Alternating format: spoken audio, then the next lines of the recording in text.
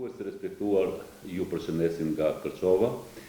Kësaj radhe do të bisedojmë për kulturën, respektivisht aktivitetet kulturore të realizuar në kuadër të Qendrës për Kulturë në Kërçovë. Së bashku me mua është drejtori i Qendrës për Kulturë në Kërçovë, zoti Mazlan Osmani. Zoti Osmani, mirë se vini në emisionin Ritmi i ditës. Mirë se u gjej, faleminderit për ftesën, përshëndetje për ju dhe për gjithë teleshikuesit e televizionit maqedonisë, programin në gjuhën shqipe. Ne gjatë gjithë kohës kemi informuar për aktivitetet që janë realizuar në kuadër të Qendrës për Kulturë në Kërçovë. Më detajisht, a mund të na thoni si kanë filluar aktivitetet e këtij viti të realizuara në kuadër të Qendrës për Kulturë në Kërçovë dhe natyrisht me mbështetjen e Ministrisë për Kulturë? Po, pas shpalljeve të rezultate për programën vjetore që realizon Qendra e Kulturës, zakonisht është aty muaji shkurt ku shpallen rezultatet nga Ministria e Kulturës dhe me njerë fillojmë përgatitjet e datave se kur do t'i realizojmë në bashkëpunim sigurisht me artistët me cilët i realizojmë ato aktivitete dhe aktiviteti i parë ishte shënimi ditës botërore të poezisë, që si që dini atëherë për fat keq në datën, nëse nuk gaboj 16 mars, ndodhi tragjedia e Koçanit dhe nuk u realizua në datën e përcaktuar, por me një javë, 2 javë vonesë. Po, pastaj, normal, muajt më të ngjeshur në realizimin e aktiviteteve janë muaj prill, maj dhe qershor. Dhe në atë periudhë kemi pas mjaft aktivitete, si nga veprimtaria letrare, nga e artit pamor, veprimtaria e folklorit, muzikës. Aty mund t'i veçojmë nga aktivitetet më të mëdha që i realizojmë, është festivali ndërkombëtar folklorik. Shoj edhe kësaj radhe një interesim të jashtëzakonshëm këtu. Po, për çdo vit bëhet një nga ngjarjet më të mëdha të kulturës që realizohet në qytet dhe nga 3 vitet e fundit kemi një bashkëpunim të qëndrueshëm dhe shumë domethënës me qendrat kulturore të fëmijëve në Durrës, në Laç, Kurbin dhe qendrën kulturore të fëmijëve të Prishtinës, me të cilët bashkëpunimi më është bërë rajonal dhe përveç se ne jemi pjesë e festivaleve që organizojnë këto 3 qytete, të gjithë pjesëmarrësit në çdo njërin prej atyre festivaleve, flas për pjesëmarrës ndërkombëtar, shoqëri kulturore artistike të ndryshme vinë edhe në Kërçovë për një natë, sepse edhe buxheti i festivalit tonë është pak më i vogël dhe ne mezi mundohemi ta bëjmë 2 net, ku në njërën natë janë të gjitha shoqëritë që vinë prej jashtë dhe në natën e dytë vazhdojmë me shoqëritë kulturore artistike që janë nga Maqedonia. Përveç tyre që përmendet, kishte edhe grupe tjera muzikore nga shtete të tjera? Po, këtë vit ndoshta numri ishte më i madh edhe se vitet tjera. Kemi pasur shoqëri kulturore artistike nga Ukraina, Turqia,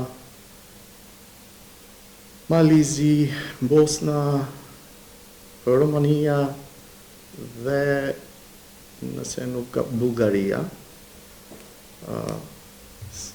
Përfshi këtu sigurisht Shqipërinë edhe Kosovën, qendrat kulturore të fëmijëve të Durrësit, të Laçit, Kurbinit, të Prishtinës.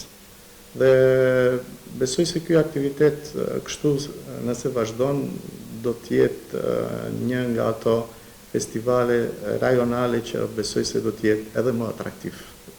Tashmë është bërë edhe tradicional. Po, realisht festivali folklorik Dr. Vladimir Polizhinovski organizohet për të 18-ën herë me radhë.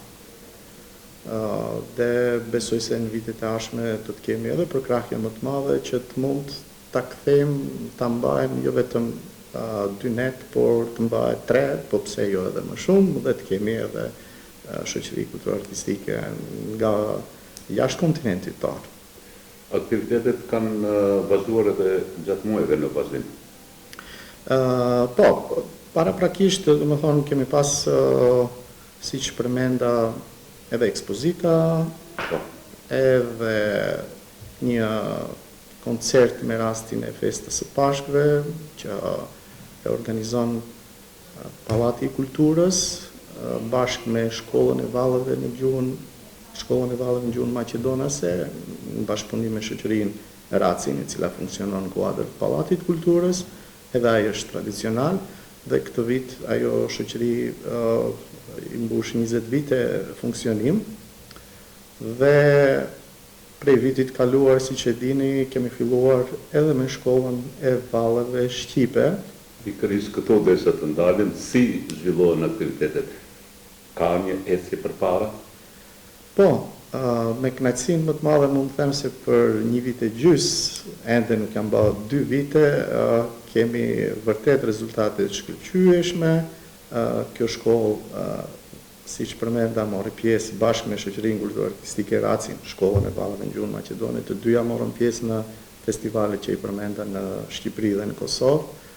Dhe numri i antarëve është shtuar mund të jetë edhe mbi 70.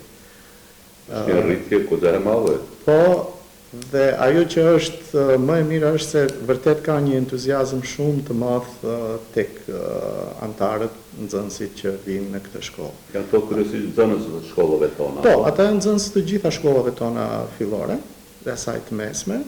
Janë në udhëheqjen e koreografëve Avni dhe Gjeneta Zeneli, të cilët, siç e dini, janë antarë të ansamblit shtetor të këngëve dhe vallëve shqipe, dhe njëkohësisht edhe udhëheqjes të ansamblit Emin Duraku, nën mentorimin edhe të babait të tyre, Fadil Zenelit. Për këtë 1 vit e gjys kemi arritur rezultate të mëdha. Thash, entuziazmi tek fëmijët është shumë i madh, që shpesher prindrit na kanë treguar që edhe kur ato kanë dashur, sepse provat i marrin gjatë vikendit, kanë dashur ndoshta në një vikend të dalin diku të shkojnë jashtë, fëmijët i kanë detyruar që mos shkojnë sepse prova kanë dhe ato duan të jenë në prova. Dhe kjo tej mase më ka kënaqur. Sa ajo do të tregoj se unë shpresoj që ky grup i fëmijëve të avancohet, të rritet dhe të shënojë rezultate konkrete. Shpresoj edhe unë. Them, moshat janë prej ndoshta atyre 8 vjeçare dhe deri në 18, po sigurisht moshat më të vogla janë ato më të përfaqësuarat në shkollë të vallëve.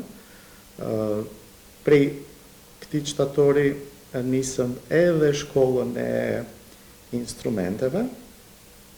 Është risi? Po, këtë vit me rastin e manifestimit që kishim për 22 nëntorin, u munduam që këngët që do të interpretoheshin, u interpretuan drejt për drejt, bashkë edhe me disa instrumentistë. Normalisht janë shumë muaj hapat e parë në këtë drejtim, po besoj se këtë shkollë do ta zgjerojmë në të ardhmen edhe më shumë, duke u fokusu sigurisht tek instrumentet tona tradicionale. Do të shohim, është herët për të thonë pak më shumë. Megjithatë do ketë edhe si logjistik mbështetje e grupit të vallëve. Patjetër, ajo është qëllimi. Zoti Osmani, aktivitetet kanë vazhduar edhe gjatë muajve të vjeshtës, në qendër të vëmendjes natyrisht ka qenë muaji nëntor, muaji i festave tona kombëtare. Edhe kësaj radhe ka pasur aktivitetet të ngjeshura në kuadër të këtij muaji. Po, nëntori gjithmonë njihet si muaji i festave të shqiptarëve, dhe ndonë se në atë periudhën nga 22 deri 28 janë të fokusuara, ndodh që ndonjëherë të kemi edhe ndonjë aktivitet shtesë përpara kësaj date, por ato janë në suaza të asaj feste të madhe që shqiptarët e fillojnë shumë më herët, ndoshta edhe ashtu siç ka qenë edhe kongresi i manastirit që nga data 14 e andej kemi pasur një manifestim kushtuar Omer Kaleshit, më pastaj kishim manifestimin qendror për 22 nëntorin, ditën e alfabetit të gjuhës shqipe. Në Suaza thash të festave të nëntorit deri në 28-in kishim edhe një shfaqje për fëmijë, ku mysafir kishim trupën e Teatrit Gostivarit me një shfaqje për fëmijë, siç thash, të quajtur Prralla Moderne, dhe me datën 28 nëntor shkolla fillore e qytetit Sande Shterioski kishte manifestimin kryesor me rastin e ditës flamurit dhe pavarësisë së shtetit shqiptar. Aktiviteti kushtuar piktorit të madh me renome botërore Omer Kaleshit zgjoi një interesim të madh tek publiku i Kërçovës, me vetë pjesëmarrjen e atyre që folën për veprat, për jetën e Omer Kaleshit. Salla ishte mbushur përplot me spektatorë, të cilët kishin ardhur këtu për të ndjekur këtë manifestim kushtuar piktorit të madh me origjinë nga Kërçova Omer Kaleshi. Po, manifestimi edhe pse i paraparë ndoshta të jetë edhe më madhështor nga organizatori ashtu siç më pat përcjell, ndoshta nuk u realizua në nivelin siç duhet që meriton, por sigurisht se është një nisëm shumë e mirë. Atë ditë ka qenë mysafir edhe piktori jon i famshëm i Kokra dhe Moderne, Zeni Ballazhi, ka tjerë them bashkohanik si moshatari i tij dhe një shok i Omer Kaleshit, profesor Ilmi Veliu, edhe ai i cili e ka përcjell gjatë gjithë kohës Omer Kaleshin, po thuaj edhe deri në ditët e fundit, Ilir Mehmedi, dhe për skaj folësve të cilët na treguan për jetën e Omer Kaleshit, kishte edhe një program artistik me pjesëmarrës në zonës të shkollave të qytetit. Shpresoj se në vitet e ardhshme ky manifestim do të jetë edhe më madhështor, ashtu siç e meriton Omer Kaleshi. Cilat janë aktivitetet që zhvillohen aktualisht dhe ato që janë të planifikuara për vitin që vjen, të cilat megjithatë do të varen nga Ministria e Kulturës dhe programi që do të miratohet? Po, për programin e vitit të ardhshëm nuk mund të flas shumë sepse ende është në fazën që e shqyrton Ministria e Kulturës dhe ashtu siç përmenda ata dikund ka fundi muajit janar, fillimi i muajit shkurt shpallen rezultatet dhe do të shohim se çfarë do të jetë. Për këtë muaj në dhjetor kemi boll aktivitete. Vlen të përmendet tani që do të fillojmë prej datës 10 festivali i Pesti me radhë, Uskana Fest, festivali i teatrove, dhe deri ditën e shtunë do të kemi çdo natë shfaqje organizuar nga shoqata Art Aktas me mbështetje të Ministrisë Kulturës, Komunës Kërçovës dhe Qendrës Kulturës në Kërçovë. Shpresoj se ashtu si vitet e ardhshme edhe këtë vit do të kemi një festival të begat. Më pas kemi edhe disa aktivitete nga programa vjetore, do të veçoja një sfilat të veshjeve tradicionale maqedonase, është në kuadër të programit vjetor, 2 shfaqje teatrale, njërën në gjuhën maqedonase dhe njërën në gjuhën shqipe, që gjithashtu do të realizohen në kuadër të këtij muaji, dhe një koncert me Zana Zymerin, nëse nuk gaboj është planifikuar për datën 19 dhjetor. Dhe ka fundi i dhjetorit, besoj se do të kemi edhe 2-3 aktivitete të tjera, të cilat do t'ju dedikohen mërgjimtarëve, që besoj se edhe ato do t'i presim ashtu si që ka hije, me koncert dedikuar enkas për mërgjimtarët tanë. Flasë pak për bashkëpunimin është i natyrshëm me Ministrinë e Kulturës. Intereson bashkëpunimi me shkollat, me institucionet, me shoqatat jo qeveritare, konkretisht me komunën e Kërçovës, sa ju del juve në mbështetje të realizimit të programit tuaj? Po do ta filloj nga shoqatat. Tash për atë bashkëpunim ne kemi qenë gjithmonë të hapur për t'i përkrahur. Dhe ashtu si e dinë të gjithë, përkrahja jonë ka qenë maksimale, qoftë në aspektin e hapësirave që mundsohen, qoftë edhe në aspektin e teknikës, me aq sa kemi mundësi ne.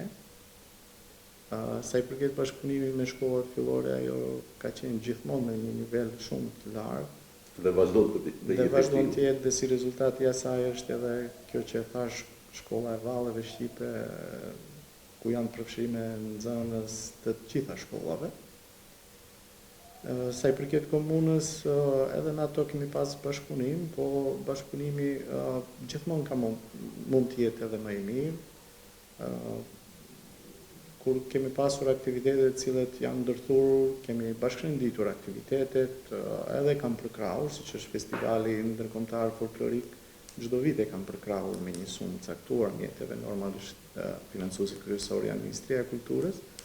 Po në këtë drejtim mendoj se ka mundësi të ketë edhe bashkëpunim më të mirë, sidomos nga aspekti pak formal, duke i bashkërenditur edhe aktivitetet nga programi shkollor që i kanë shkollat, për t'u dalë më shumë në ndihmë edhe në drejtim të asaj që kur kanë ndonjë program të cilin ato mund ta realizojnë në Pallat Kulturës ose kanë një aktivitet i cili duhet përfshi të shikojnë një shfaqje apo një koncert, ne do të kishim mund pak më mirë me i bashkërendit këto, dhe besoj se nuk është kur vonë për t'i përmirësu këto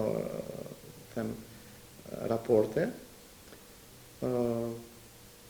Besoj se do të kemi bashkëpunim edhe në të ardhmen.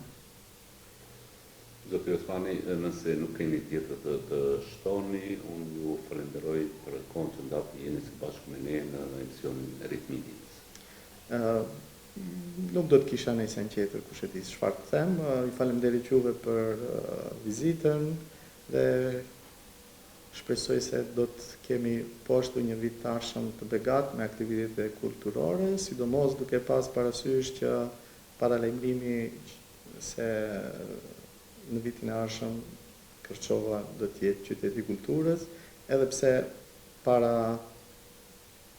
5 vitesh apo 6 u zgjodh Kërçova qyteti i kulturës, edhe atëherë po për fat të keq korona e pamundësoi realizimin e atit projekti, që shpresoj se këtë vit do të realizohet dhe do të kemi vërtet një program të pasur në Kërçovë me të gjitha llojet e aktiviteteve kulturore. Faleminderit. Ju falenderit edhe juve. Shikues të respektuar, pra ishte kjo biseda me drejtorin e Qendrës për Kulturë në Kërçovë, zotin Masam Osmani. Ju falenderoj për vëmendjen dhe miru takoheshim në emisione tjera.